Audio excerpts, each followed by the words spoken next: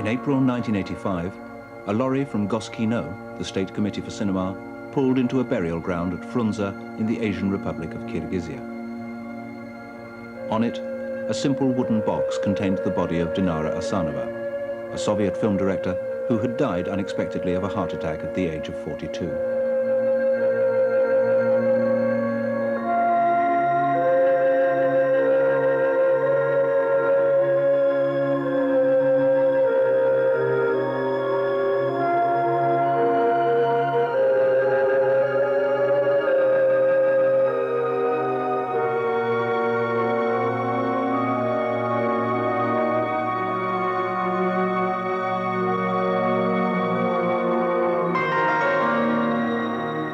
Although she came from Kyrgyzia, Dinara worked in Leningrad, one of the centers of the Soviet film industry.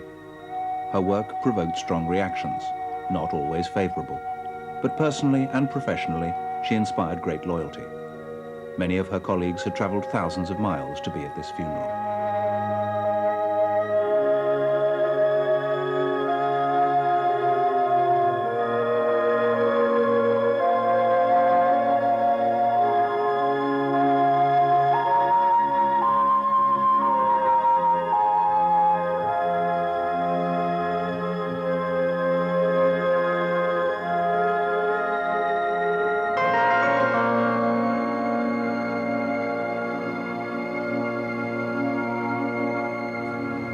It was in Leningrad, in the summer of 1984, that we had started filming Dinara. The city had become her home, and at the time, she was putting the finishing touches to her latest film, Dearest Darling Beloved.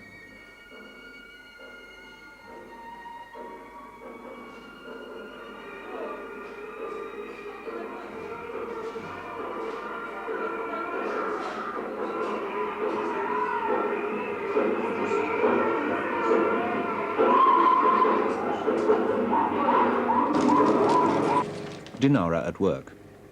Having started as a film editor herself, she takes a special interest in what goes on in the cutting room. For the last 8 years, she's always used the same editor, Tamara. Она очень любила именно вот этот период. Съемки – это съемки. А вот сейчас делается кино, говорила она. И удивительно, она, немногие из режиссеров так легко отказываются и навсегда от чего-то, что было мне дорого, когда я это делала еще в начале монтажа. Она отказывалась навсегда. Она говорила, надо делать одну линию, которая основная. Вот тут я услышала тот момент, который мы сказали. Single-mindedness is a hallmark of Dinara's work. On matters that are not strictly political, the authorities in the Soviet Union do allow more criticism than is sometimes imagined. Ой, начинайте, пожалуйста, если заряжено, ладно? Только смотрите за рамкой, а? But they still have an equivocal attitude towards the people who speak out, and it's not a pastime for the faint-hearted. Dinara's latest film is an example of her determination to avoid the party-approved stereotypes of Soviet life and to portray a more recognizable version of reality.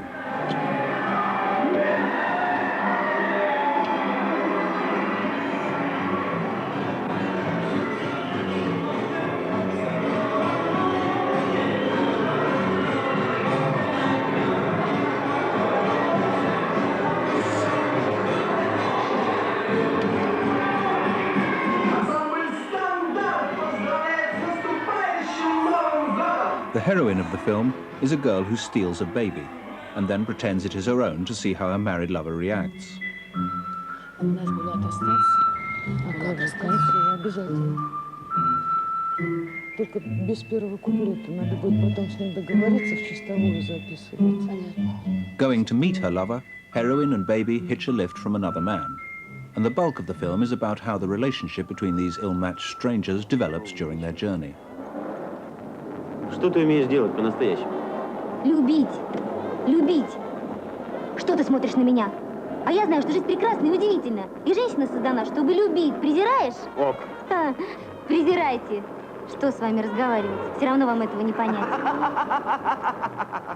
The leading actor is Valera Priomykhov. Вы понимаете, у них не было письменности. У киргизов до революции не было письменности вообще. А они мыслят пластически. Очень она, наверное, один из немногих советских режиссеров, я думаю, просто их пересчитать можно. Она очень сильна кино именно. Кино она режиссер, понимаете? Не театральный, вот именно кино. Вадим, прости. Ну, я даже боюсь назвать кого-то еще из советских режиссеров в такой мире, в какой она делала. Это она делала. Priomikov often works with Dinara, and on this occasion he also wrote the screenplay. Бывало так, что, например, я говорил, надо сделать так, а она говорила по-другому. Тогда она говорила, давай снимем два варианта. Вот как ты хочешь и как я хочу. Ну, потом, естественно, она мой вариант снимала плохо, а свой хорошо.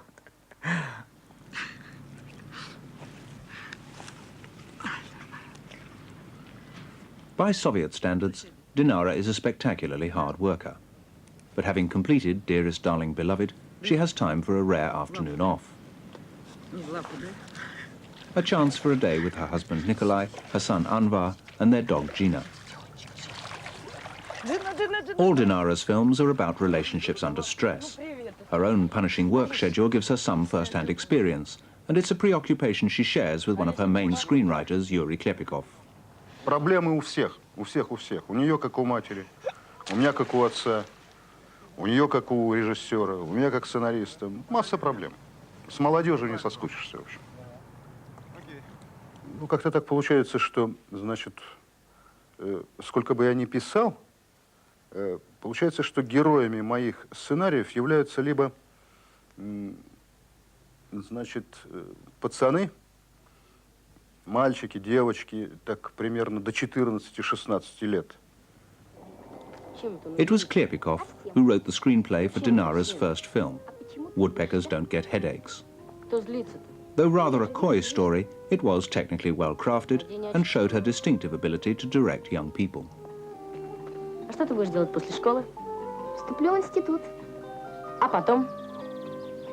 Буду работать. А потом? Выйду замуж. А потом? У меня будут дети. Сколько же у тебя будет детей? Не знаю. А потом? Я стану бабушкой. Ты бабушкой. Ничего смешного. У меня будут внуки. А потом? Потом я умру. Как умрешь? Что будет со мной? А ты? Ты будешь стучать на своих барабанах, кататься на воротах, задавать дурацкие вопросы. Федорова! А ну вот у меня стоит. On summer evenings, the Asanovs are often at home. Some guests come to be entertained, others, in the well-established tradition of Leningrad intellectuals, to do the entertaining.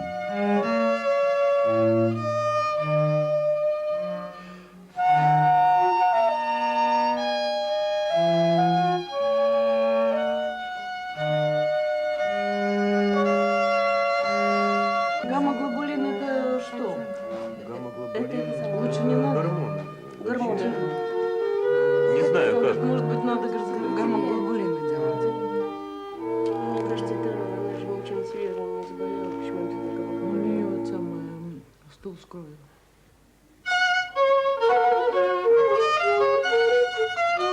One way Dinara copes with the conflicting demands of work and private life is simply to work wherever possible with her friends and family. Her son Anvar has had more than one part in her films. The sentimentality of Dinara's early work soon gave way to films with a rather harder edge. She was perhaps lucky to be assigned a producer who shared her tastes. Ну, видите ли, в чем дело? Динара всегда отличалась тем, что она очень остро и, как мы говорим, к сердцу принимала все, так сказать, недоразумения, существующие в обществе, понимаете, все какие-то, так сказать, отрицательные явления. Поэтому она их выбирала ведь не ради того, чтобы полюбоваться ими и, так сказать, покрасоваться дать им, а для того, чтобы как-то заставить задуматься над этими пороками, над этими недостатками, над этими, так сказать, недоразумениями, заставить тех, кто будет смотреть ее картину, задуматься, заставить исправить как-то то, что можно. Все-таки в этом же тоже искусство имеет определенную роль и важную роль. The Restricted Key was her second film. Дай потанцевать. Да он никогда ничего не делает. Так, интеллектуальная пауза. Тише, тише. Интервью. Значит, звуковое письмо потомкам. Все ясно, да? Пожалуйста, Таня, свет. Леша, фотографируешь? Опа. Что будет-то? Я готова. Интеллектуальный разговор. Алла, ты уверена в себе? Пока да. Сережа, какие у тебя отношения с родителями? Сложные.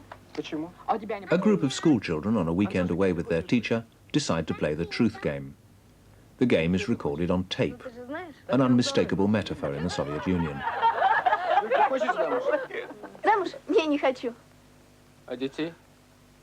Хочу. 5. Интересно, где она возьмет детей без мужа? The game takes on an uncomfortable tone when it's the teacher's turn to be questioned. Нравится наша школа? До сих пор нравилось. Конечно, при бабе Симе лучше было. Мама Павловна хороший учитель. Не понял. Эмма Павловна знает химию, мягко говоря, не лучше, чем Андрей. Пардон, даже сравниваться не хочу. Она на проблемном уровне совершенно не сечет.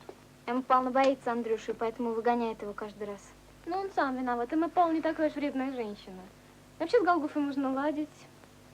Как ты ее назвала? Голгофа. Она говорит, я в ваш класс иду как на Голгофу. Ну и юмор. Да чё ж вы довели-то бедную женщину? Понимаете, Марина Максимовна, мне химия позарез нужна. Приходится до всего доходить самому. Андрей. Я, конечно, не говорю, что каждый учитель должен быть таким, как вы. Во всяком случае, профессионалом он быть обязан. Андрей, хватит. Не надо. Почему? Это же правда. Я, конечно, понимаю, неудобно. А зачем начал? С кем же мне Throughout the делать? discussion which follows, the tape is left running. The conversation is recorded. Говори, не говори, учителя все заодно. Ну хорошо, Майданов.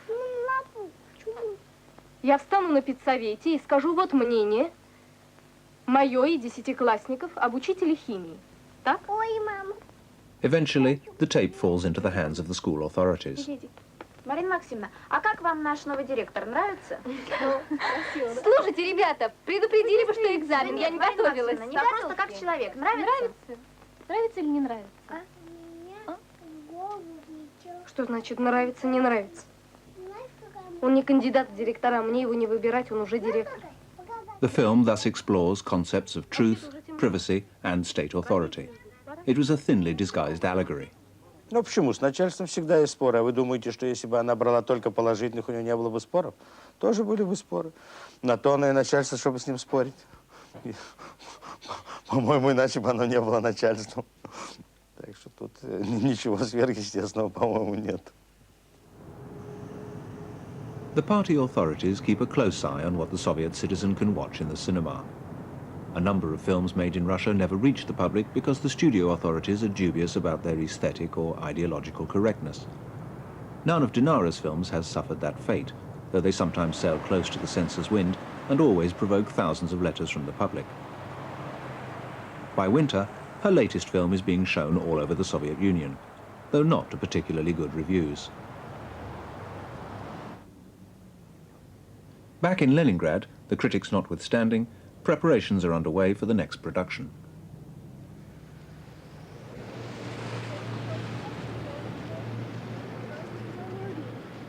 Len Film Studios was the first film studio to be set up after the revolution. Here, Dinara's team are reassembling.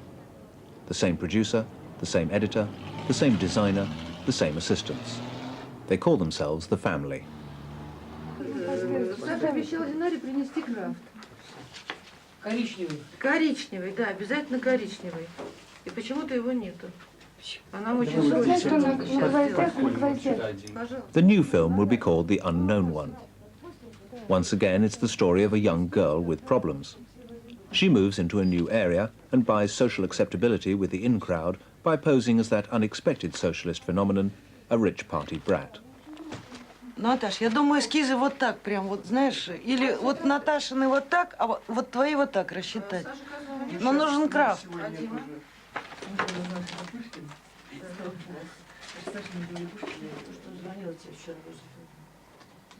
Но я сказала ей, что надо ее щелкнуть, если у нас будет Оля здесь. Оля к часу подойдет. И все. Да. The young cast will be almost exclusively amateur. In theory, work should go to people who belong to the actors' union. But the studio regularly allows Dinara to ignore that rule, and the union has no real power to enforce it. The script is once again by Klepikov. Ну, так или иначе, значит, вот мы с Динарой сошлись как раз вот на такой теме молодежи. Мне кажется, что тема молодежи, она наиболее острым способом адресует нас к каким-то таким самым живым проблемам нашего дня, нашей действительности. Dinara gives the youngsters who've been shortlisted a screen test in the studio makeup room. Her technique is to interview them while trying out makeup and hairstyles. By deliberately putting them ill at ease, she hopes to sort out those who'll be able to cope with her unorthodox methods and with improvisation. Толя, да. Подвиньте немножко вот эту вот левую створку. Не знаю куда. Вот так, стоп. Давай сюда, туда. Да? Пролезаем. Сейчас, там будет немножко мешать. Условия игры, я тебе сказала, общаемся через зеркало.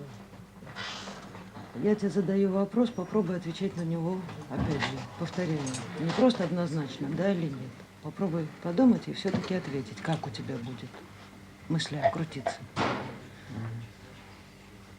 Хочется пример самому привести, приводишь пример. Договорились? Вот такая игра. Общаемся только так. Вот. Так, приготовились? Первый вопрос такой тебе. Тебе сколько лет? 18. 18. Вот так, ты прожил 18 лет и когда-нибудь задумывался о самом себе? Да. Подожди. Вот выслушай все. Задумывался ли ты когда-нибудь о себе? Что такое ты на данный этап? Чего ты достиг? И что ты хочешь? Ясен вопрос? Нет, вот не понял, что вот как ты, что ты хочешь. Ну, на дальнейшее, в смысле. Ну все, ты вопрос выслушал, а дальше уже можешь со мной общаться по-живому. Чего не понял, спрашивай. Договорились? Аппаратная. Да. Мотор? Есть. Право 15, дубль 1. Кто ты есть такой? Вот очень часто, кстати, думал. Особенно так по вечерам, когда один. Ну вот, кто я такой, почему вот я не знаю даже, как сказать. Почему вот я, почему вот когда мне больно, то есть я вот... Зеркало. Когда вот я не понял еще вот того, что ты хочешь, что я не понял вот этого вопроса. Как это? Ну, грубо говоря, кем ты хочешь стать? Вот для чего ты предназначен на свет? Ты вообще, зачем ты родился на этой земле? Вот все, до 18 прожил, и у тебя все, финита, что ли? Финиш? Нет, наоборот. А что наоборот? Вот наоборот я и хочу узнать.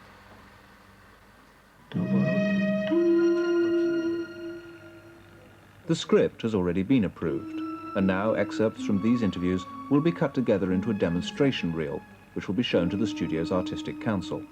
This is a vital stage in the monitoring of any film project.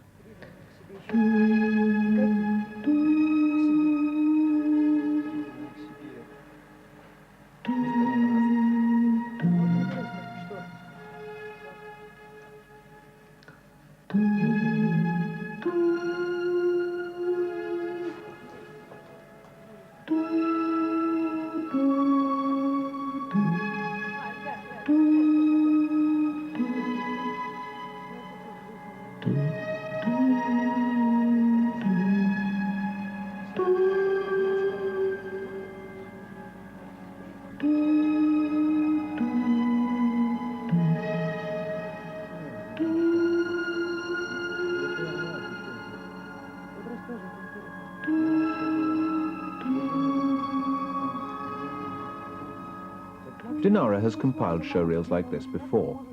Sometimes she uses parts of them in the finished film, as she did with Tough Kids, considered by many to be her finest film to date. Маленький. И куда вы их прятали? А мы кому-нибудь в квартиру, у кого мать ничего не говорила. Человека ударишь? Могу. За что? Даже просто так могу. Я мог бы. За что? За того хотя бы, что я был просто злой. Tough Kids deals with the way delinquents are treated by the authorities at a correctional summer camp. The two social workers disagree over the respect boys should show for the people in charge of them. Actor Valera Priyomikov, again in the leading role, articulates Dinara's own philosophy. Какой фантик там шастает? Шмырев. Иди сюда. Воду наносил? Наносил. Брысь в палатку. А ты, Паша, у них свой в доску. Любому можешь сказать «фантик». И ничего. Попробовал бы я в этом духе. Что у тебя было по психологии? По психологии, не поверишь, отлично.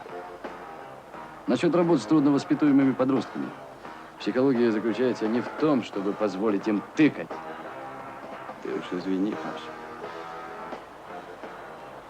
Понимаешь, старик, у каждого пацана, по-моему, должен быть мужик, которому он мог бы сказать «ты». Хорошо, если это отец, а если его нет? Это примитивно. Дальше смотреть надо. Я педагогических вузов не кончал, старик, так что вот мне кажется. Извини, пожалуйста. У нее не было отца. И вот как бы она говорила, что я хотела каждым своим фильмом, чтобы вот дети, у которых нет отцов, вот ощутить вот эту ласку родительскую, понимаете, и вот это еще как-то.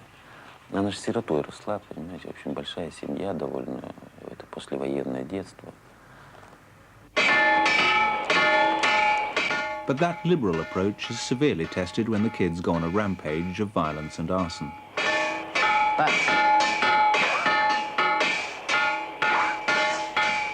Valera summons them to a confrontation. Паша, прости нас. Прости. Кого прости? Тебя! Или тебя? Тебя! Или тебя! Ты помнишь, что ты был? Смотри в глаза! Ты помнишь, как ты год назад у меня в коленях валялся? Паша, прости! Паша, выручи! Подонок! Смотри в глаза! Я очень боялся ее играть, потому что она сказала, что это должно быть что-то такое. Я ходил, откладывали один день, откладывали второй, потом он говорит, хватит ждать, давай снимать сегодня. И вот я начал снимать, и вдруг как-то получилось. И я посмотрел из-за камеры, я вижу, что когда эта камера выключу, я вижу, что у нее слезы. И, в общем, это как-то было такой, в общем, у нас мы поняли, что фильм, в общем, удался. А ты, голубчик, смотри в глаза! Из какого дерьма я тебя вытащу? Смотри в глаза! Глаза. Животные. Я вас не прощаю. Я вас не прощаю! Even by choosing delinquency as its subject, this film was controversial. Я думаю, что вообще любое произведение искусства не может не вызывать споров. Не может. Оно должно вызывать споры. Тогда, наверное, в этом есть смысл какой-то. А если все единодушны, над этим стоит подумать, так это или нет. Although she has still to choose the juveniles for her latest film, Dinara has cast the role of the young girl's mother and father. The film can therefore move on to principal photography. Dinara's way of getting round the studio's monitoring system is to make changes in the storyline as she goes along. The script the Artistic Council saw, for instance, described the father as an office worker. But the crew are now setting up to film in an artist's studio because Dinara has changed him into a painter.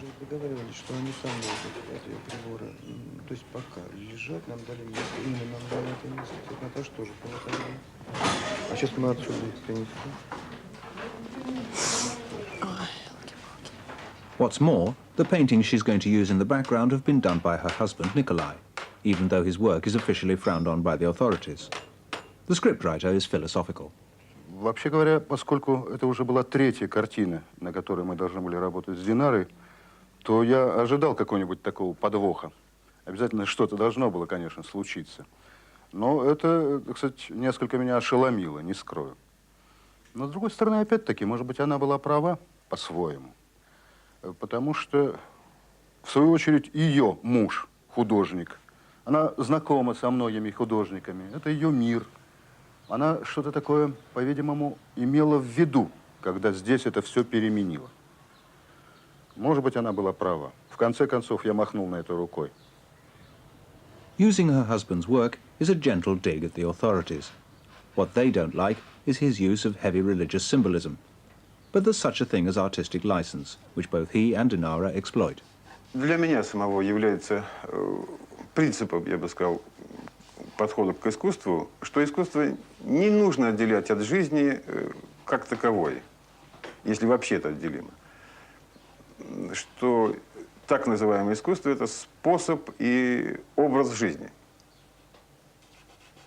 Она любила импровизацию, за что ее поругивали критики, потому что это не укладывалось, так сказать, в жесткие рамки заранее обдуманного намерения и сценариев. Она любила сиюминутность. Мы с ней единодушны в каких-то принципиальных вопросах, подходе к вещам, явлениям. Dinara expects her people to work long hours, but you detect a genuine team spirit about them which is quite unlike the ritual expressions of enthusiasm which you usually find in the Soviet Union.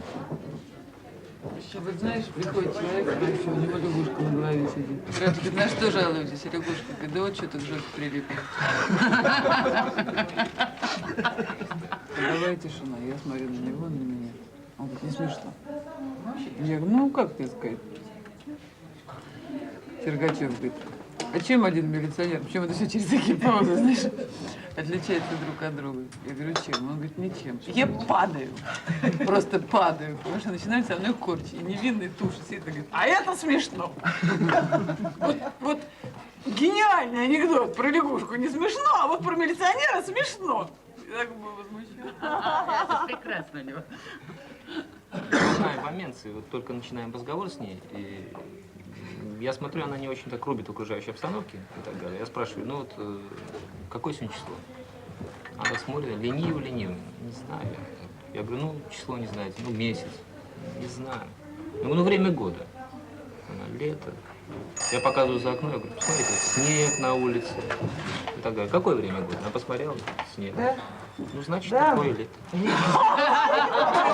пришла к нему, он мне рассказывает, я говорю, ну все, это теперь такая, значит, лето такое. Причем она прекрасно.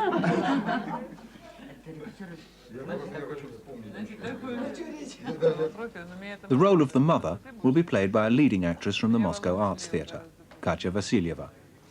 She's become almost a mascot for Dinara, appearing in virtually every film she's made.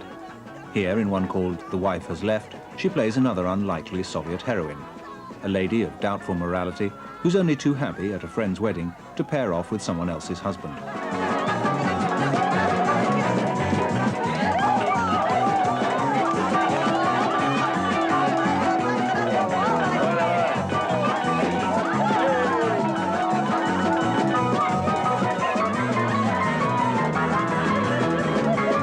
The husband in question is again played by Valera Priomikov.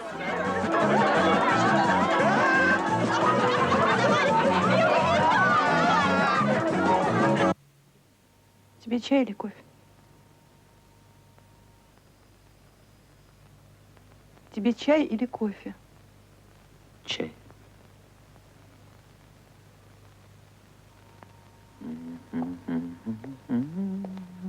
Ваш чай.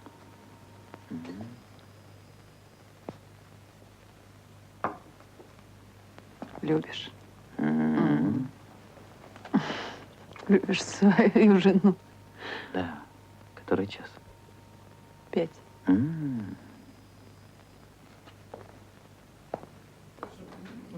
In this film, The Unknown One, she'll play the estranged wife of the artist father. Divorce, separation, unhappiness underpin most of Dinara's films. Вот если ее вход крупный, вот посмотри, да, вот. Dinara's style of working seems remarkably democratic. She appears to incorporate everyone's ideas.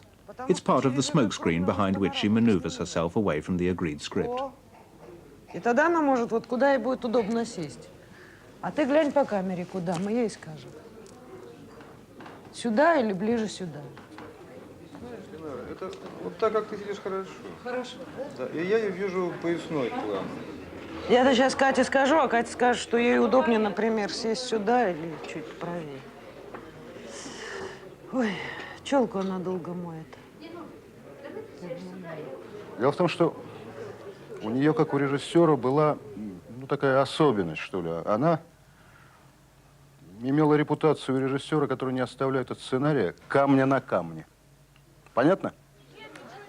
Но делала она это не из какого-то мелочного такого самоутверждения. Нет.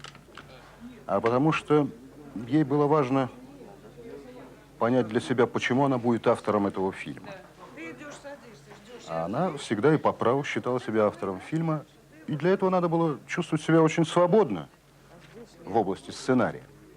Блин, ты думаешь, я сценарий Слушай, читаю? а скажи мне, а я жила в этой квартире раньше, да, и в этой мастерской? Мастерскую ты первый раз, по сути, знаешь. Здесь мы с ним не жили. Ты вообще первый раз здесь. И видишь вот эти все работы первый раз вообще. Типа успеха. Как можно меньше говорить, если мы... Как меньше будем, как меньше, пожалуйста, на. Тем более, что есть возможность рассмотреть. Давай.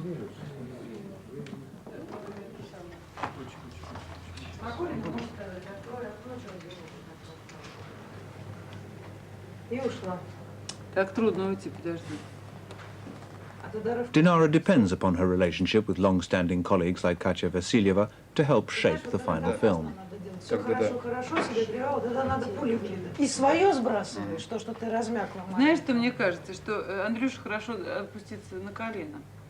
Знаешь, в каком смысле? Совсем на колени. А знаешь, когда вот так вот разговаривают, когда медленно, ну вот что, лапочка.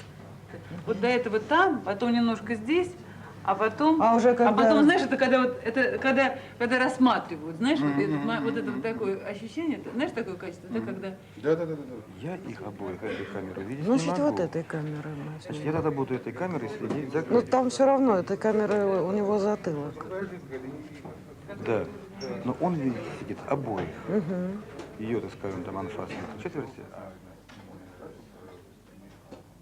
Есть. Проба 18, дубль 1.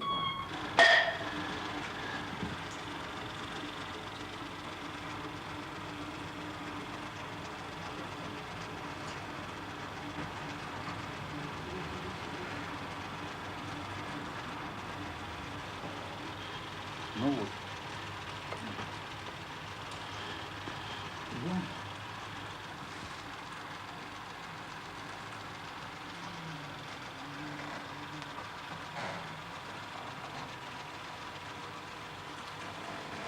Руки за пояс делай, как делала. Rushes are something of a misnomer in the Soviet Union. In the West, directors see what they've shot in a day or two. In the Soviet Union, it can be several weeks. By then, reshoots are very difficult to arrange, so it's crucial to get it right first time. Без текста. А кто тебе мешает?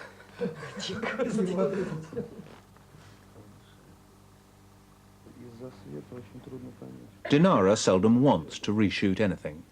Ну, во-первых, она всегда знала, что она хочет делать. Это человек, который всегда считался с мнением не только, так сказать, своего круга людей, там, постановщиков, операторов, художников и прочее, но она вообще прислушивалась к мнению любого члена съемочной группы. Это было очень важно. Это было очень... Она вообще никогда ничего не таила от группы. Она всегда показывала материал. У нас иногда из этого делают секрет. She may know what she wants to do, but as yet she hasn't decided who's going to play the young heroine. Ой, да вы что? Тут тараканы бегают, осторожно. She's called together the shortlist of hopefuls to play a scene in a local swimming pool. One of these girls will get the main part.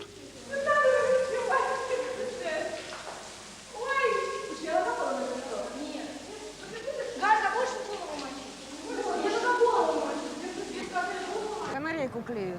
Вот ты, когда вот так... Сажусь, да, она... Все очень медленно. Раз ты устал, ты не можешь так все быстро делать, понимаешь? Ты в это время, когда канарейку клеит, пожалуйста, вот. Оля, ты кого слушаешь? Потом будешь говорить, что ты ничего не слышала, ничего не знаешь. Слушай сейчас сюда, ладно? Вот когда у него башка будет туда, ты его можешь толкнуть, понимаешь? У тебя должны быть чуть уверенные все дела. Канарейку клеют. И оба посмотрели. Долго смотрите, как что происходит. Потом ты уже встал, а ты опять оглядывай. Я опять стою, значит, оглядываюсь, Да. иду. Идешь туда и встречаешь Соню. Тоже она тебя должна поймать на том, что ты вот в таком состоянии, понимаешь? Поговорил с Соней. Соня идет сюда, но слушайте все время мой голос, ладно? Быстрее, девочки.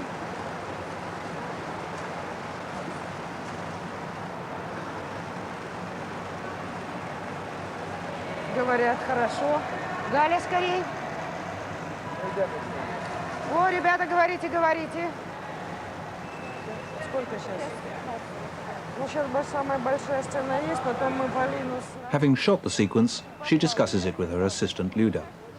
They decide they may well go for Tanya, who until now had only been in the running for a minor role. As a final test, Dinara sets up an improvised scene with Katya Vasilyeva to see how well they act together as mother and daughter. The off-screen voice is Dinara's, giving improvised lines as they go along. Не знаю, я ищи сама. Ну как не знаю, ты с ним ходила? Ищи быстро. Опять такси. Опять такси придется брать. Ну возьми такси, проедешься с понта. Вот именно, что с понтом. Вся жизнь понт один. Слушай, а ты вообще даешь? Что ты деньги-то бережешь? В один раз можно... Когда будешь сама зарабатывать, я посмотрю, как ты будешь глядеть. Правда, в ресторанах вот. Без тебя меня, любимый мой, из жизни в жизнь, где он был? И смерть не смерть. В ресторан хочется. В ресторан хочу я, в ресторан. Целую крепко, ваша репка. Ах, лететь с одним крылом. Мама, что? Естественно. Мам, ночевать-то ты придешь, нет? Ну куда я денусь, Жень? А ты замуж, может быть, еще за него пойдешь? Ну что, я зря, что ли? Без тебя меня, любимый мой. Будешь, что ли, Маша? Одной ты подумай. Громче!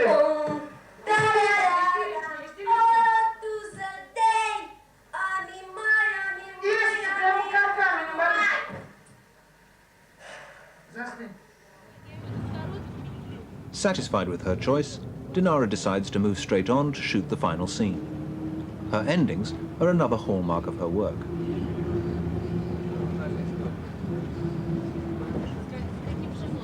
Whenever Soviet cinema tackles a difficult subject, the quid pro quo is usually a neat and socially satisfactory ending that reinforces the message that all is basically well in the best of all possible socialist worlds. Dinara doesn't challenge that directly, but all her films end on an ambiguous note that leaves the audience to think for itself and the authorities with nothing clear-cut to complain about. Очень много писем приходило по этому поводу и задавали вопрос, почему в фильме «Не болит голова у дятла» мальчик, герой, не догоняет поезд, не встречается с девочкой.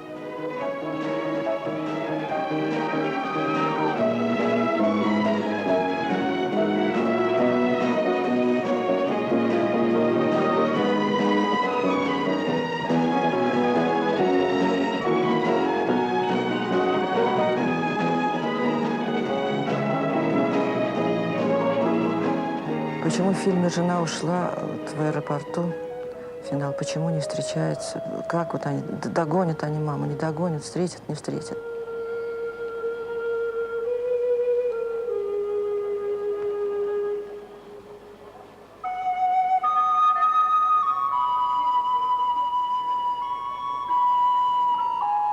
Почему в «Пацанах» они не догоняют мальчика, не останавливают его от возможного преступления? Почему?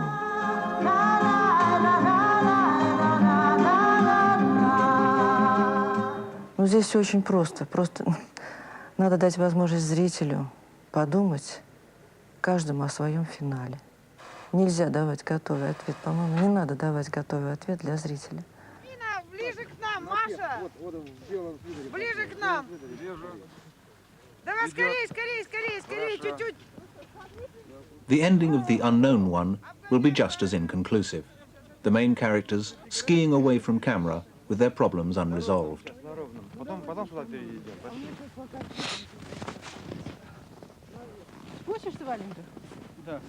2 weeks later, the crew moved on to Murmansk for further shooting. There, alone in a hotel bathroom, Dinara died of a heart attack. Динары нет больше с нами. Мне очень трудно говорить. Невозможно отделить и осознать ее от себя отдельно.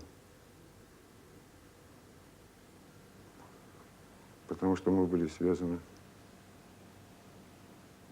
жизнью со всеми ее проявлениями.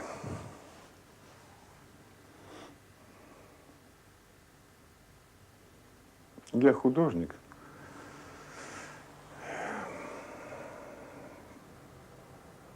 И наш материал – это безмолвие и краски.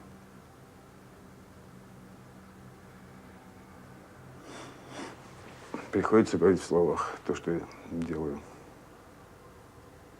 в тишине и другим методом.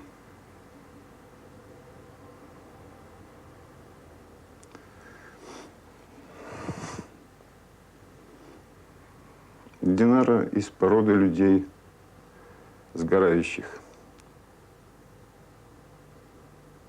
Она отдавала свое тепло и свет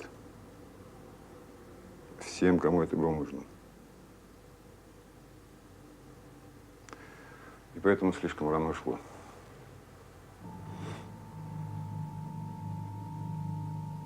Cinema in the Soviet Union, said Lenin, is the most important of the arts. It has known more glorious days than these, but within the limitations that exist, some of its directors do attempt to grapple with the problems of their society. Dinara Asanova was one of them. And her colleagues mourn both their professional and their personal loss.